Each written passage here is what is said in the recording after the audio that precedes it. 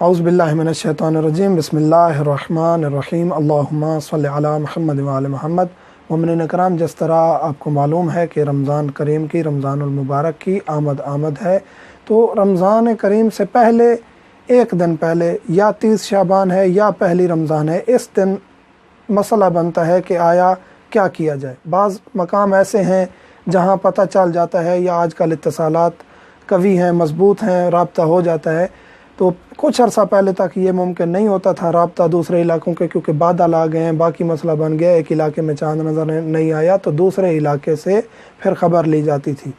تو بعض دفعہ یہ صورتحال بن جاتی ہے کہ چاند کی خبر آنے کی اتنی تاخیر ہو جاتی ہے کہ اگلا دن چڑھ جاتا ہے۔ تو اگلا دن جو چڑھے گا اس پر ہمارا کیا وظیفہ ہوگا، ہم کیا کریں گے، اس میں ہم نے روزہ رکھنا ہے۔ اس دن جو روزہ رکھنا ہے وہ ہم یہ نیت کریں گے کہ ہمارا یا کوئی قضا ہے، یا کوئی مستحب ہے، یا کوئی نظر کا روزہ ہے، یہ نیت کریں گے۔ ہم رمضان کے روزے کی نیت نہیں کر سکتے،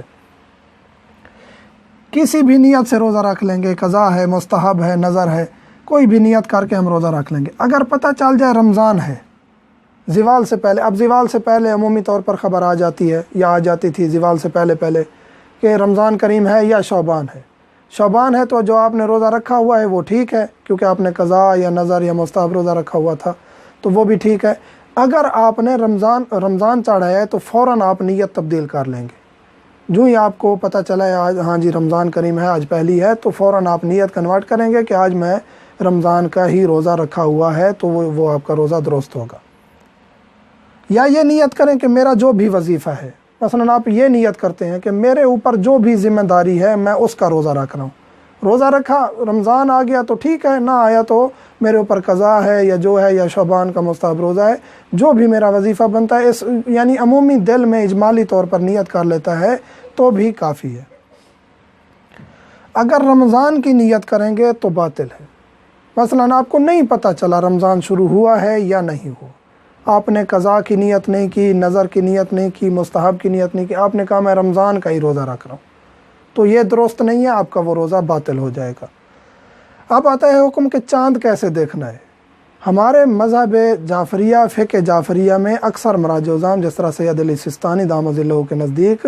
چاند دیکھنے کا حکم یہ ہے کہ اپنی آنکھوں سے دیکھا جائے، آلات کے ذریعے یا جو مائکروسکوپ وغیرہ، یہ جو مشینیں، ان سے ہمیں نہیں اخذ کر سکتے ہم حکم کے اب چاند نظر آ کے، یا خود دیکھیں گے یا دو عادل شخص گواہی دیں گے۔ عادل شخص مثلاً کہ جو ہمارے پیش نماز ہیں یا جو عادل ہیں، جو علماء کرام ہیں، جو مثلاً کہ عادل کی ہم تعریف پہلے کر چکے ہیں، دو عادل شخص گواہی دے دیں کہ چاند نظر آ گیا ہے تو بھی ٹھیک ہے۔ اگر وہ کہیں گے نہیں آیا تو پھر بھی ہم اس پر عمل کریں گے۔ یا بہت سارے لوگ، مثلاً 30 40 50 لوگ، بہت سارے لوگ اکٹھے ہو کے کہتے ہیں ہاں جی ہم سب نے چاند دیکھا ہے، نظر آ گیا ہے۔ اگر وہ عادل نہ ہوں تو پھر ہم ان کی بات پر بھی عمل کر سکتے ہیں، اور ان کی بات پر ہم عمل کرتے ہوئے اس دن پر اگر وہ کہتے ہیں ہم نے چاند دیکھا ہے تو ہم عمل کریں گے، کہتے ہیں نہیں دیکھا تو ہم اس پر بھی عمل کریں گے، ان کی بات ہم مانیں گے، کیونکہ وہ بہت